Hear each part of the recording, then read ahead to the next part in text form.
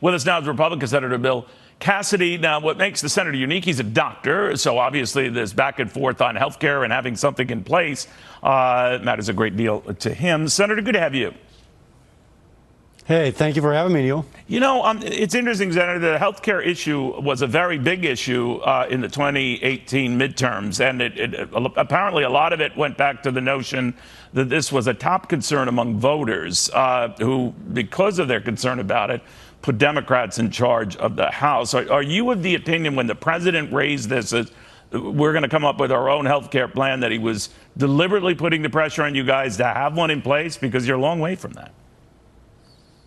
No, I wouldn't say we're a long way from that. I mean, I think the president is trying to speak to what the American people actually care about. Contrast that with Democrats who continue to go after the Mueller report. And the president knows that high drug prices, surprise medical billing are all things that Americans are grappling with.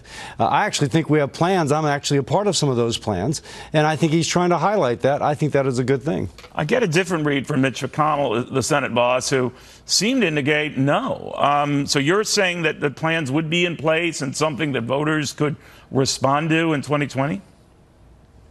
So a couple things. One, obviously, they'll make a choice. Medicare for all, as Bernie Sanders has advanced, taking health care from 150 to 80 million people who like the health care they have, putting them into Medicare, system going bankrupt in 8 years. Republicans and me, I can tell you personally, are working on policies this Congress.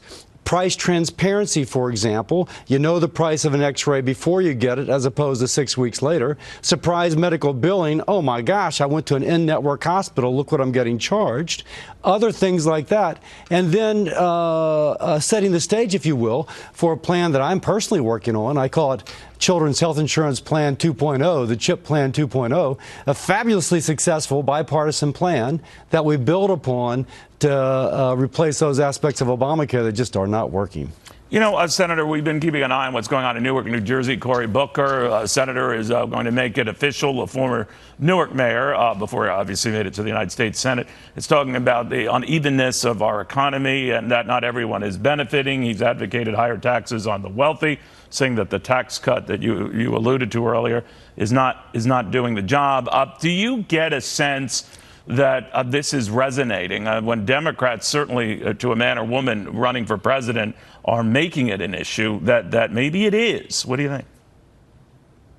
Yeah, let's look at the facts. We have record low unemployment for high school dropouts, record low unemployment for veterans, for Hispanics, for African Americans, for women.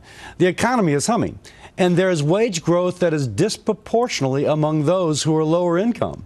So if Cory Booker is saying, or any other Democrat is saying, we need to do better than that, I'm going to ask him, what is their policy to do better than that? Record low unemployment for all these groups, with wage growth disproportionately among them. I think if you look at what the Republican Congress and what President Trump have done, we are achieving that growth, which was absent of the 8 years under President Obama. You know, Senator, while I have you here and being your post on the Senate Finance Committee, you probably know that many of your Democratic colleagues, in fact, to a man, a woman, virtually all of them, want to see the president's taxes, the House Ways and Means chief saying, by April 23rd. It doesn't look like the White House will hand them over. But what do you make of this back and forth? What would that achieve? Would that put forward a way to get lower drug costs that the American people want, or to address surprise medical billing? No. In this hyper-partisan affair, it would give the Democratic Party the ability to pluck out that which they could now attack Trump for. I was actually seeing a commentator on MSNBC that she was saying what the heck were you watching that, listen, MSNBC? his are going to be... I was in the gym and they just happened to have it on. And she said, listen, it's going to be so complex, they could pluck out this and that, take it out of context, and use it as a weapon against the president. Now, politics is always partisan. I mean, this is super stellar partisanship. And that's what they want, something to replace the collusion investigation.